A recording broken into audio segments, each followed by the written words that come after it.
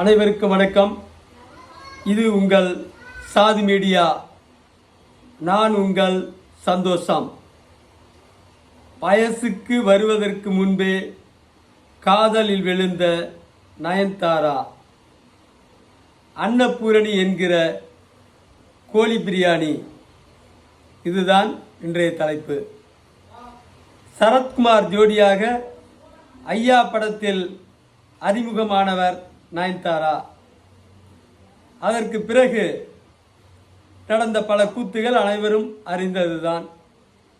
தற்போது இயக்குனர் விக்னேஷ் சிவனை மணந்து வாடகத்தாய் மூலம் 2 குழந்தைகளையும் பெற்று மகிழ்ச்சியில் திளைத்த நயன்தாராவிற்கு அன்னபூரணி படம் மூலம் புதிய பிரச்சனை வந்துள்ளது. நமக்கு ஐயா படத்துக்கு பிந்தைய நயன்தாராவின் காதல் தான் தெரியும். வயசுக்கு வருவதற்கு முன்பே காதலில் விழுந்தவர் நயன்தாரா என்பது எத்தனை பேருக்கு தெரியும்? நயன்தாராவின் பால்ய காதலை பேசவே இந்த காணொளி. முதல் படத்திலேயே முத்திரை பதித்த நயன்தாராவின் ஆரம்ப கால திரை வாழ்க்கை மகிழ்ச்சி அளிக்கவில்லை. எந்த குழந்தையும் நல்ல குழந்தைதான் மண்ணில் பிறக்கையிலே, அவர் நல்லவராவதும் தீயவராவதும் அன்னை வளர்ப்பினிலே என ஒரு பாடல் உண்டு. ஆனால் அது உண்மையல்ல. உன் நண்பனை சொல், நீ யார் என்று சொல்கிறேன் என்பதே உண்மை. கூடா நட்பு கேடாய் முடிந்தது என்பார்கள். அப்படித்தான் ஆனது நயன்தாராவின் நிலையும். அவர் வணங்கிய கடவுள், அவர் தாய் தந்தை வணங்கிய கடவுள் அவரை கைவிடவில்லை. ஒரு வழியாக மீண்ட நயன்தாரா கடவுளின் அருளால் தென்னிந்தியாவின் லேடி சூப்பர் ஸ்டார் ஆனார். புகழின் உச்சிக்கு செல்லும் போதே சிறந்த காதல் துறையும் அமைந்துவிட்டது. தமிழ் சினிமாவில் சீரழிந்த சில நடிகைகளை பார்த்திருக்கிறோம். அவர்கள் தமிழ்நாட்டில் பெண்கள் எல்லாம் என்னை போல்தான் திரிகிறார்கள் என முழங்கியதையும் பார்த்திருக்கிறோம். ஆனால் நயன்தாரா துன்பத்தை மனதில் இருத்தி அதை வெற்றியாக மாற்றி காட்டியவர். யாரையும் ஒரு சுடுசொல் சொன்னதாக இதுவரை தகவல் இல்லை. அப்படிப்பட்ட நயன்தாராவிற்கு தான் இன்றைக்கு அன்னபூரணி படம் பிரச்சனையை ஏற்படுத்தியிருக்கிறது. அன்னபூரணி படத்தில் நயன்தாரா ஒரு பிராமண வீட்டு பெண்ணாக வருகிறார். அதில் ஒரு காட்சியில் அசைவம் சமைப்பது போல் வருகிறது. அதை எதிர்த்துதான் மும்பை உள்பட வட இந்தியாவில் பல மாநிலங்களில் பாஜகவின் துணை அமைப்புகள் வழக்கு தொடுத்திருக்கிறார்கள்.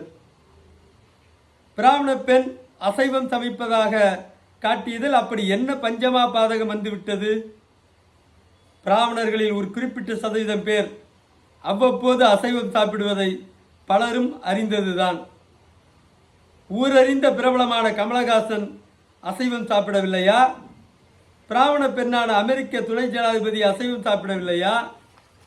புரட்சி தலைவி அம்மா கூட மாட்டுக்கறி சாப்பிட்டதாக பத்திரிகைகளில் செய்தி வந்தது. உணவு என்பது அவரவர் சொந்த பிரச்சனை. அதை எதிர்க்க இவர்கள் யார்? இதுதான் தேசத்தின் பிரச்சனையா? நாட்டில் மிக முக்கிய பிரச்சனை இருக்கிறது, அது ஊழல். இந்தியாவை நாசமாக்குவதே ஊழல் தான். ஊழலில் பிராமணர்கள் கொடி கட்டி பறக்கிறார்கள். அதிலும் பிராமண பெண்ணான ஜெயலலிதா ஊழலில் தனி சிறப்பு பெற்றவர். பிராமணர்கள் ஊழல் செய்யக்கூடாது என யாராவது வாய் வார்த்தையாவது பேசியிருக்கிறீர்களா? காங்கிரஸ் ஆட்சியில் 85% ஊழல் நடந்தது என்கிறார் மோடி. மோடி ஆட்சியில் 2 மடங்கு ஊழல் நடக்கிறது. ஆம், இப்போது வரி வருவாய் 2 மடங்காக உயர்ந்திருக்கிறது. ஊழல் பர்சன்டேஜ் மட்டும் அப்படியே தொடர்கிறது. 100 நாள் வேலை திட்டத்தில் ஒரு வட்டார வளர்ச்சி அலுவலர் ஊராட்சிக்கு வாரத்திற்கு 10,000 ரூபாய் பெறுகிறார். மாதத்தில் 4 வாரத்திற்கு 40,000 ரூபாய். 54 ஊராட்சிகள் கொண்ட ஒரு ஒன்றியத்தில் மாதம் ஒன்றுக்கு 21,60,000 ரூபாய் கிடைக்கிறது. ஆக 100 நாள் வேலை திட்டத்தில் மட்டும் ஒரு பிடிஓ மாதத்திற்கு 21,60,000 ரூபாய் பெறுகிறார். மற்ற திட்டங்களில் கிடைக்கிற வருவாய் தனி. திருமண உதவி திட்டம், பேறுகால உதவி திட்டம், பிரதமர் வீடு கட்டும் திட்டம், சத்துணவு திட்டம், ஊராட்சி ஒன்றிய சாலைகள், கட்டுமான பணிகள் என எல்லாவற்றிலும் கமிஷன் பெறுகிறார். ஒவ்வொரு திட்டத்திலும் நிரந்தர கமிஷன் அவருக்கு உண்டு. இது மக்களை தவிர ஒவ்வொரு ஒன்றியத்திலும் 1000க்கும் மேற்பட்டவர்களுக்கு தெரியும். ஒரு வட்டார வளர்ச்சி அலுவலர் தனது பதவிக்காலத்தில் 1000 கோடிக்கு மேல் பொருளீட்டுகிறார். இது ஒரு ஒன்றியத்தில் மட்டும். தமிழ்நாடு முழுவதும் 388 ஊராட்சி ஒன்றியங்கள் உள்ளது. தமிழ்நாட்டில் மட்டும் ஆசிரியர், போக்குவரத்து ஊழியர்கள் உள்ளிட்டவர்கள் நீங்களாக அரசு ஊழியர்கள் சுமார் 10 லட்சம் பேர் தினசரி லஞ்ச ஊழலில் ஈடுபடுகிறார்கள். அரசு ஊழியர்களில் 500 கோடியிலிருந்து 5000 கோடி வரை பொருளீட்டியவர்கள் தமிழ்நாட்டில் மட்டும் சுமார் 1 லட்சம் பேர். இதை பற்றியெல்லாம் பேசாமல் ஒரு சுண்டைக்காய் பிரச்சனை விவாதிப்பது நியாயம்தானா? அப்படியாவது நயன்தாரா என்ன பிராமண பெண்ணா? பேசிக்கொண்டே திசை மாறி போகிறேன். பிரதான பிரச்சனைக்கு வருவோம். வயதுக்கு வருவதற்கு முன்பே காதலில் விழுந்தவர் நயன்தாரா. அவரது சொந்த ஊரில் விசாரித்த வகையில் அவர் இளம் பிராயத்திலேயே காதலில் விழுந்து விட்டார். அவரது முதலான காதல் வெறித்தனமானது. அந்த காதலில் சிக்கியவர்கள் அவரின் தாய், தந்தை தான்.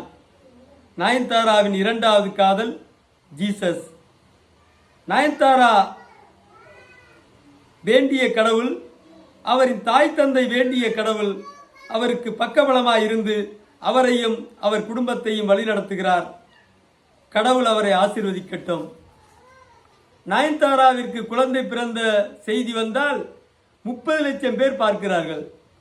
நான் இந்திய தேசிய நலனுக்காக, தேச நலனுக்காக உயிரை மறந்து ஊழலை எதிர்த்து பேசினால் 30 பேர் பார்க்கவே 30 நாள் ஆகிறது. ஊழலுக்கு ஜாதி, மதம், இனம் எதுவும் கணக்கு இல்லை. இந்தியராக இருந்தால் மட்டும் அல்லது இந்தியாவில் இருந்தால் மட்டும் போதும். ஊழலை தடுக்க கடுமையான சட்டமோ சிறப்பான உறுதியான விசாரணை அமைப்போ இல்லை. லட்சம் கோடி ஊழல் செய்தாலும் செத்ததற்கு பிறகுதான் இறுதி தீர்ப்பு வரும். வாழ்க தமிழ். நன்றி, வணக்கம்.